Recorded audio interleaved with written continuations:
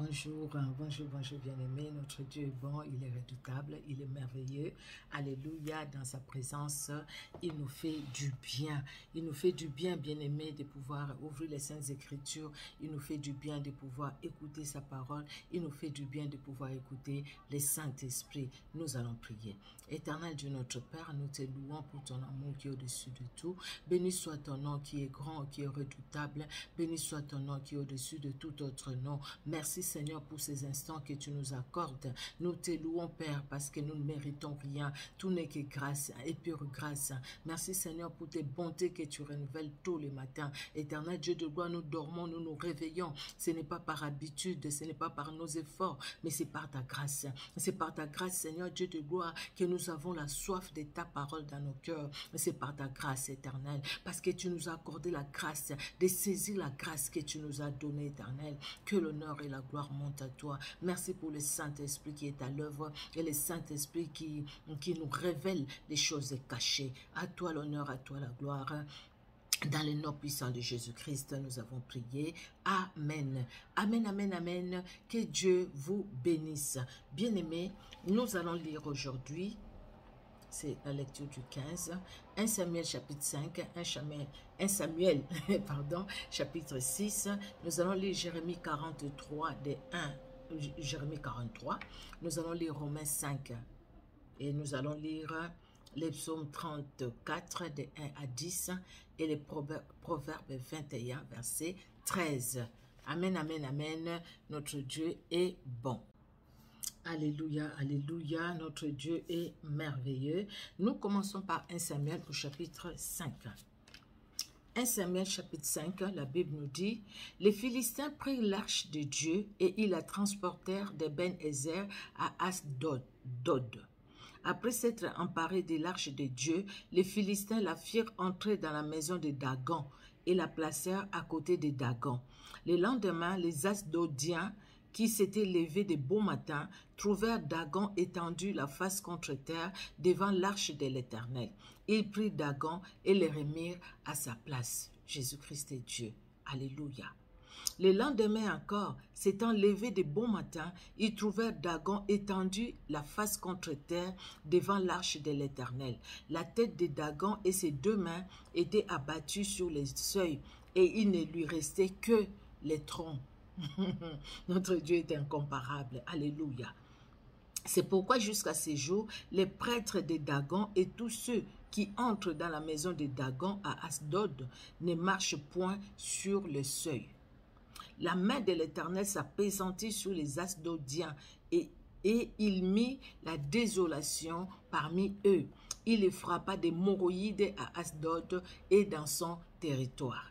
Voyant qu'il en était ainsi, les gens d'Asdod dirent, « L'arche du Dieu d'Israël ne restera pas chez nous, car il a pressenti sa main sur nous et sur Dagon, notre Dieu. » Et ils firent chercher et assemblèrent auprès d'eux tous les princes des Philistins, et ils dirent, « Que ferons-nous de l'arche du Dieu d'Israël ?»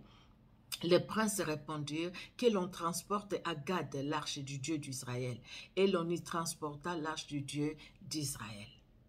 Mais après qu'elle eut été transportée, la main de l'Éternel fit sur la ville, et il y eut une très grande consternation.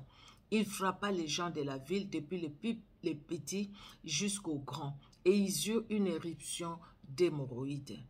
Alors ils envoyèrent l'arche de Dieu à Écron. Lorsque l'arche de Dieu entra dans Écron, les Écroniens poussèrent des cris en disant, « On a transporté chez nous l'arche du Dieu d'Israël pour nous faire mourir, nous et notre peuple. » Et ils firent chercher et assemblèrent tous les princes des Philistins, et ils dirent, « Renvoyez l'arche du Dieu d'Israël, qu'elle retourne en son lieu, et qu'elle ne nous fasse pas mourir, nous et notre peuple, car il y avait dans toute la ville une terreur mortelle. » La main de Dieu s'y apesantissait fortement. Les gens qui ne mouraient pas étaient frappés d'hémorroïdes, et les cris de la ville montaient jusqu'au ciel. Amen, amen, c'est la parole du Seigneur. Jésus-Christ est Dieu, Jésus-Christ est Seigneur. Il est incomparable. Nous voyons vraiment que Dieu est incomparable. Notre Dieu, il est incomparable. Amen, amen, amen. On ne peut pas l'associer au aux idoles, aux petits dieux. Même les Dagons s'est incliné devant Dieu, face contre terre, parce qu'il ne peut pas relever la tête devant le Seigneur. C'était déjà une fabrication d'hommes. Vous voyez. Le chapitre 6. L'arche de l'Éternel fit 7 mois dans le pays des Philistins. Et les Philistins appelèrent les prêtres et les devins, et ils dirent, « Que ferons-nous de l'arche de l'Éternel? Faites-nous connaître de quelle manière nous devons la renvoyer en son lieu. » Ils répondirent, « Si vous renvoyez l'arche du Dieu d'Israël, ne le renvoyez point à vide, mais faites à Dieu un sacrifice de culpabilité, alors vous guérirez. Et vous saurez pourquoi sa main ne s'est pas retirée de dessus vous. » Les Philistins dirent, « Quelle offrande lui ferons-nous? » Ils répondirent, 5 tumeurs d'or et 5 souris d'or, d'après le nombre de princes des Philistins, car une même plaie a été sur vous tous et sur vos princes. Faites des figures de vos tumeurs et des figures de vos souris qui ravagent les pays et donnez gloire au Dieu d'Israël. Donnez gloire au Dieu d'Israël. Peut-être cessera-t-il d'apaisantir sa main sur vous, sur vos dieux et sur votre pays. Donnez gloire au Dieu d'Israël. Pourquoi endurciriez-vous votre cœur comme les Égyptiens et Pharaon ont endurci leur cœur? N'exercera-t-il pas ses châtiments sur eux et ne laissera-t-il pas alors partir les enfants d'Israël? Maintenant, faites un char tout neuf et prenez 2 vaches qui allaitent et qui n'aient point porté les jougs. Attelez les vaches au char et ramenez à la maison leurs petits qui sont derrière elles. Vous prendrez l'arche de l'Éternel et vous la mettrez sur le char. Vous placerez à côté d'elle dans un coffre. Vous placerez à côté d'elle dans un coffre les objets d'or que vous donnez à l'Éternel en offrande pour le péché, puis vous la renverrez et elle partira. Suivez-la du regard. Si elle monte par le chemin de sa frontière vers Beth-Shemesh, c'est l'Éternel qui nous a fait ces grands mal. Sinon, nous saurons que ce n'est pas sa main qui nous a frappés, mais que cela nous est arrivé par hasard. Ces gens firent ainsi, ils prirent 2 vaches qui allaitaient et les attellèrent au char, et ils enfermèrent les petits dans leur maison. Ils mirent sur le char l'arche de l'Éternel et les coffres avec les souris d'or et les figures de leurs tumeurs. Les vaches prirent directement les chemins de Beth-Shemesh. Elles suivirent toujours la même route en mugissant et elles ne se détournaient ni à droite ni à gauche. Les princes des Philistins allèrent derrière elles jusqu'à la frontière de Beth-Shemesh. Les habitants de Beth-Shemesh moissonnaient les blés dans la vallée. Ils levèrent les yeux, aperçurent l'arche et se réjouirent en la voyant. Le char arriva dans le champ de Josué de Beth-Shemesh et s'y arrêta. Il y avait là une grande pierre. On fendit le bois du char et l'on offrit les vaches en holocauste à l'Éternel. Les Lévites descendirent l'arche de l'Éternel et le coffre qui était à côté d'elle et qui contenait les objets d'or et les posèrent les tout sur la grande pierre. Les gens de Beth-Shemesh offrirent en ces jours des holocaustes et des sacrifices à l'Éternel. Les 5 princes des Philistins, après avoir vu cela, retournaient à Écron le même jour. Voici les tumeurs d'or que les Philistins donnèrent à l'Éternel en offrande pour le péché. Une pour Asdod, une pour Gaza, une pour Ascalon, une pour Gath, une pour Écron.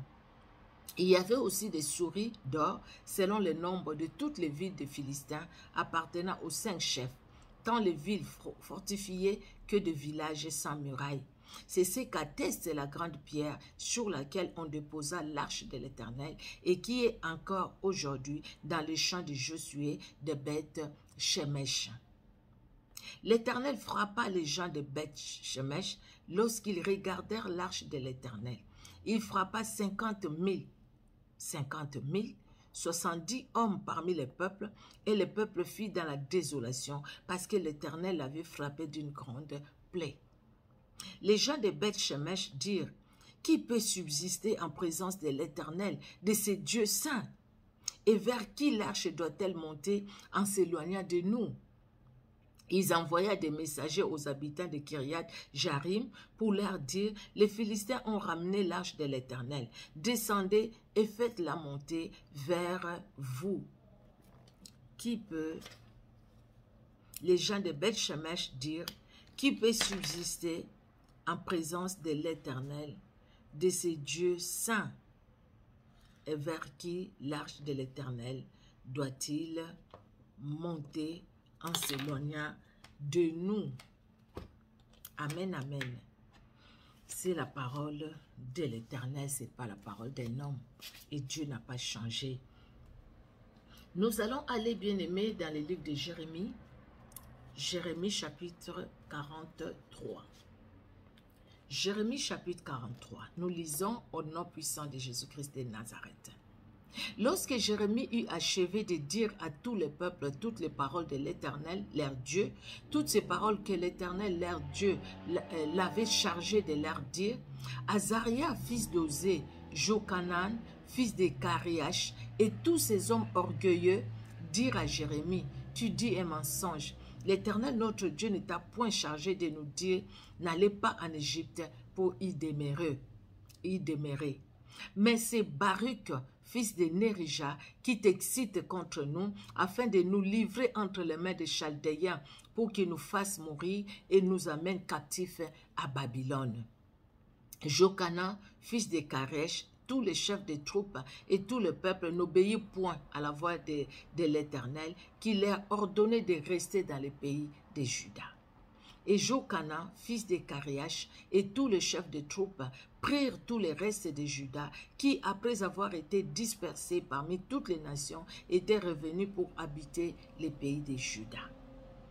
Les hommes, les femmes, les enfants, les villes du roi et toutes les personnes que Nabuzaradan, chef de garde, avait laissées avec Guédalia, fils d'Akiman, fils de Shaphan, et aussi Jérémie le prophète et Baruch, fils de Nérija. Ils allèrent au pays d'Égypte, car ils n'obéirent pas à la voix de l'Éternel, et ils arrivèrent à Takhpanès. La parole de l'Éternel fut adressée à Jérémie, à Takhpanès, en ces mots. Prends dans ta main des grandes pierres et cache-les en présence des Juifs dans l'argile du four à briques qui est à l'entrée de la maison du Pharaon à Tachpanas. Et tu diras au chef, ainsi parle l'Éternel des armées, les dieux d'Israël. Moi j'enverrai chercher Nebuchadnezzar, roi de Babylone, mon serviteur, et je placerai son trône sous ces pierres que j'ai cachées, et il étendra son tapis sur elles.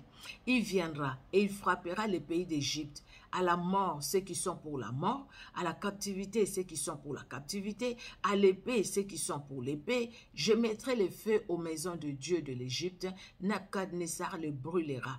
Il amènera captives les idoles, il s'enveloppera du pays d'Égypte, comme le berger s'enveloppe de son vêtement, et il sortira de là en paix. Il brisera les statues de Beth-Shemesh au pays d'Égypte, et il brûlera par le feu les maisons de Dieu de l'Égypte. Où fuirai-je loin de ta face? Dieu est maître de temps et des circonstances. Alléluia. Alors, nous allons lire Romains au chapitre 5. Romains chapitre 5, nous lisons au nom de Jésus-Christ de Nazareth. Alléluia. Romains 5. Étant donc justifiés par la foi, nous avons la paix avec Dieu par notre Seigneur Jésus-Christ, à qui nous devons d'avoir eu par la foi accès à cette grâce dans laquelle nous demeurons fermes et nous nous glorifions dans l'espérance de la gloire de Dieu. Bien plus, nous nous glorifions même des afflictions, sachant que l'affliction produit la persévérance, la victoire dans l'épreuve, et cette victoire, l'espérance. Or, l'espérance ne trompe point, parce que l'amour de Dieu est répandu dans nos cœurs par le Saint-Esprit qui nous a été donné. Car lorsque nous étions encore sans force, Christ, autant marqué, est mort pour des impies. À peine mourrait-on pour un juste, quelqu'un peut-être mourrait-il pour un homme de bien. Mais Dieu prouve son amour envers nous en ce que lorsque nous étions encore des pécheurs, Christ est mort pour nous. Alléluia. Lorsque nous étions encore des pécheurs, Christ est mort pour nous. À plus forte raison donc maintenant que nous sommes justifiés par son sang, serons-nous sauvés par lui de la colère. Alléluia. Car si, lorsque nous étions ennemis, nous avons été réconciliés avec Dieu par la mort de son Fils, à plus forte raison, étant réconciliés, serons-nous sauvés par sa vie. Et non seulement cela, mais encore, nous nous glorifions en Dieu par notre Seigneur Jésus-Christ, par qui maintenant nous avons obtenu la réconciliation. C'est pourquoi, comme par un seul homme, le péché est entré dans le monde, et par le péché la mort, qu'ainsi la mort s'est étendue sur tous les hommes, parce que tous ont péché. Car jusqu'à la loi, le péché était dans le monde. Or, le péché n'est pas imputé quand il n'y a point de loi. Cependant, la mort a régné depuis Adam jusqu'à Moïse, même sur ceux qui n'avaient pas péché par une transgression semblable à celle d'Adam, lequel est la figure de celui qui devait venir. Mais il n'en est pas du don gratuit comme de l'offense, car si par l'offense d'un seul, il en est beaucoup qui sont morts, à plus forte raison la grâce de Dieu et les dons de la grâce venant d'un seul homme, Jésus-Christ, ont-ils été abondamment répandus sur beaucoup. Alléluia. Et il n'en est pas du don comme de ce qui est arrivé par un seul qui a péché, car c'est après une seule offense que le jugement est devenu condamnation, tandis que le don gratuit devient justification après plusieurs offenses. Si par l'offense d'un seul, la mort a régné par lui seul, à plus forte raison, ceux qui reçoivent l'abondance de la grâce et du don de la justice régneront-ils dans la vie par Jésus-Christ, lui seul. Ainsi donc, comme par une seule offense, la condamnation a atteint tous les hommes, de même par un seul acte de justice, la justification qui donne la vie s'étend à tous les hommes. Amen. Car comme par la désobéissance d'un seul homme, beaucoup ont été rendus pécheurs, de même par l'obéissance d'un seul, beaucoup seront rendus justes. Alléluia. Or, la loi est intervenue pour que l'offense abonde. Mais là où le péché a abondé, la grâce a surabondé. Afin que, comme le péché a régné par la mort, ainsi la grâce règne par la justice pour la vie éternelle, par Jésus-Christ, notre Seigneur. Alléluia. Merci Seigneur Jésus. Nous allons aller dans le livre des psaumes 34. Les psaumes 34, nous allons lire du premier verset au 10e verset.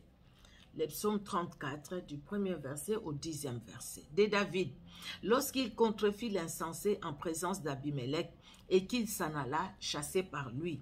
Je bénirai l'Éternel en tout temps, sa louange sera toujours dans ma bouche. Que mon âme se glorifie en l'Éternel, que les malheureux écoutent et se réjouissent. Exaltez avec moi l'Éternel, célébrons tous son nom. J'ai cherché l'Éternel et il m'a répondu. Il m'a délivré de toutes mes frayeurs. Alléluia. Quand on tourne vers lui les regards, on est rayonnant de joie et le visage ne se couvre pas de honte. Quand un malheureux crie, l'Éternel entend et il les sauve de toutes ses détresses. L'ange de l'Éternel campe autour de ceux qui les craignent et il les arrache au danger. Alléluia. Sentez et voyez combien l'Éternel est bon. Heureux l'homme qui cherche en lui son refuge. Amen, amen. Craignez l'Éternel, vous ses saints, car rien ne manque à ceux qui les craignent. Alléluia. Car rien ne manque à ceux qui les craignent, à ceux qui craignent l'Éternel. Alléluia. Nous allons finir par le livre de Proverbes, Proverbe 21 et le verset 13. Proverbe 21, le verset 13. Celui qui ferme son oreille au cri du pauvre criera lui-même et n'aura point de réponse. Celui qui ferme son oreille au cri du pauvre, criera lui-même et n'aura point de réponse. Alléluia. Notre Dieu est vraiment bon, il est redoutable, n'est-ce pas? Quand nous voyons toute la parole de Dieu, que ce soit dans l'Ancien Testament, dans le Nouveau Testament, nous voyons que Dieu est Dieu. Voilà que l'arche de l'alliance de l'Éternel a été pris quand Ophni et Phinehas sont morts. Et Élie aussi, le sacrificateur, est mort. L'arche de l'Éternel est prise par les Philistins. Mais sauf que c'est l'arche de l'Éternel qui symbolise la présence même de Dieu. Et Dieu est là. Et Dieu se révèle au travers de l'arche de l'Éternel. Les enfants d'Israël étaient dans la joie quand l'arche de l'Éternel est arrivée parce qu'ils savaient que l'Éternel est de leur côté et Dieu combat de leur côté. Et l'arche de l'Éternel est allée chez les Philistins. Les Philistins se croyaient, ils se disent, écoutez, on a gagné Israël, c'est fini. On leur a pris leur force. C'est fini, l'arche de l'Éternel est venue vers nous. Oh Dieu ne peut pas habiter là où il y a les ténèbres et là où il y a la souillure. Dieu ne peut pas habiter là où il y a la souillure. Et Dieu s'est révélé. Il s'est révélé, Dieu s'est révélé. Et voilà que comment les Philistins ont été frappés par Dieu. Et l'arche de l'Éternel va se promener. Mais Dieu s'est révélé. Dieu s'est révélé parce que sa présence ne pouvait pas être liée aux choses des ténèbres. Vous voyez, bien-aimés, notre Dieu est vraiment bon. Il est redoutable. Alléluia, alléluia. Oui, bien-aimés dans le Seigneur, je le disais tout à l'heure, notre Dieu est incomparable. Voilà ces gens-là qui croyaient qu'ils pouvaient dominer les dieux d'Israël qui étaient présents dans cette arche qui symbolisait la présence, la puissance, l'autorité de Dieu. Mais ils étaient étonnés. Ils ont voulu comparer notre Dieu à leur petit Dieu. Ils l'ont mis dans la maison de Dagon. Mais le matin, regardez ce qu'ils ont trouvé. Ils ont redressé parce que leur Dieu, c'est eux-mêmes qui fabriquent, c'est eux-mêmes qui les relèvent, c'est eux-mêmes qui les portent. Le lendemain matin, ils ont trouvé les Dagons, même qui n'avaient pas de pieds, qui n'avaient pas de mains. Parce que le Dieu véritable, le Dieu d'Israël, Jésus-Christ que nous prions, est incomparable. Alléluia. Vous voyez, bien-aimés, même dans ce que nous avions lu dans Jérémie 43. Jérémie a parlé de la part du Seigneur. C'est le même peuple qui ont dit à Jérémie, allez, consulte l'Éternel. Nous voulons savoir, devons-nous rester ici à Juda ou aller en Égypte? Dieu répond par Jérémie tout de suite, n'allez pas en Égypte. Ils se sont entêtés pour aller en Égypte, mais le roi Nebuchadnezzar qui craignait, il disait que si on reste ici, le roi Nebuchadnezzar viendra nous prendre, il fera de nous des prisonniers. Le roi Nebuchadnezzar qui craignait, Dieu envoie le roi Nebuchadnezzar même en Égypte pour aller là-bas les opprimer, les oppresser, la punition. Et pourtant, s'ils avaient obéi à Dieu, Dieu a dit, moi je vais toucher les cœurs de Nebuchadnezzar et il ne vous fera pas du mal. Mais parce que vous voulez aller en Égypte, allez-y. Nebuchadnezzar vous poursuivra en Égypte parce que c'est Dieu qui est le maître des temps et des circonstances. Même si aujourd'hui nous croyons vraiment que nous ne voyons pas la main de Dieu, mais la main de Dieu est là. Moi, quand je lis des choses comme ça me renforce, en fait. Ça me donne la force et ça